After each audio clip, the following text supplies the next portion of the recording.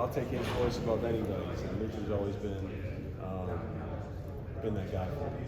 Jon, Hubert's probably one of the few people in the world who's been through something like you're going through now. I mean, last year, did you have sort of an eye on him and sort of how he handled everything?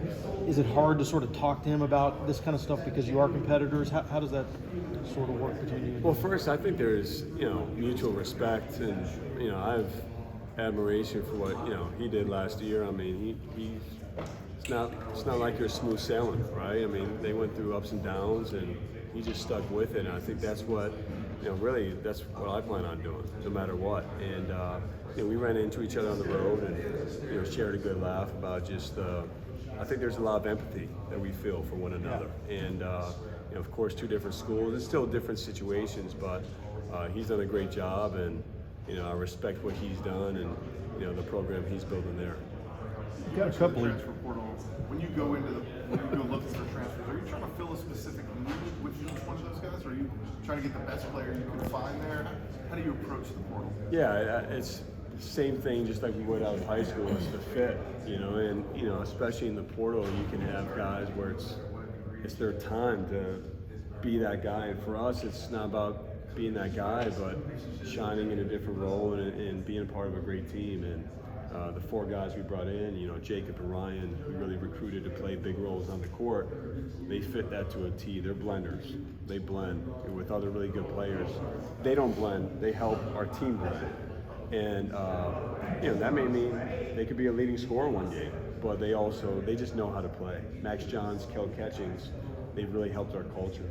They've helped really build what it means to be a Duke basketball player, a college basketball player, and that's something we'll have to continue to identify as we go on.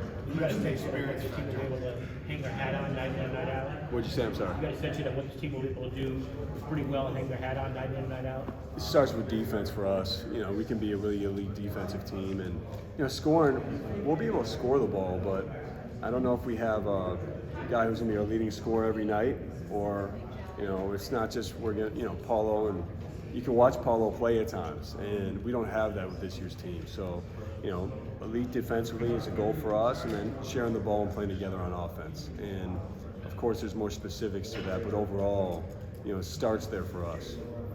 Coach, what's going to be the most intimidating factor for you to overcome with this new challenge as first year head coach?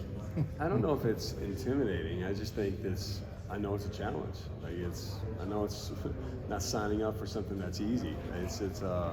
We have a great base, we have a great core, we have a great group of guys who are all in and ready to go. But you look at our schedule. It's just some big time challenges, early on, and you think about the noise that can be around our program. I mean, it's been that way. I don't see it going away. Hopefully not, but hopefully it's because we're winning and being successful. But for me, I'll tell you the biggest challenge is staying in the moment. I think that's the biggest thing. Not worrying about what's said outside of our program. I don't think it's about worrying about next week or. I've been asked, what do I want my legacy to be as a coach? I don't know what I want my legacy to be. I want to win today. I want to have a good practice and then move on to the next. So I think that's the most important thing for me. What about you hear the word transition? How does that resonate to you and philosophy of this year's basketball?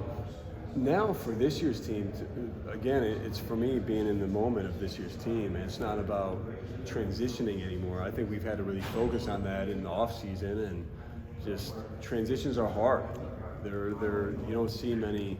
If you take all the successions in sport and business, whatever it may be, and I've studied them, it's more times than not it doesn't turn out the most successful.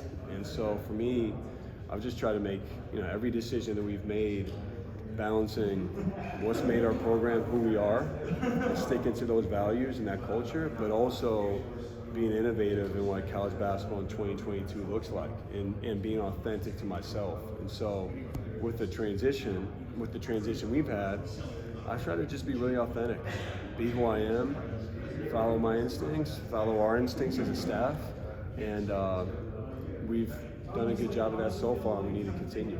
You brought in a general manager to kind of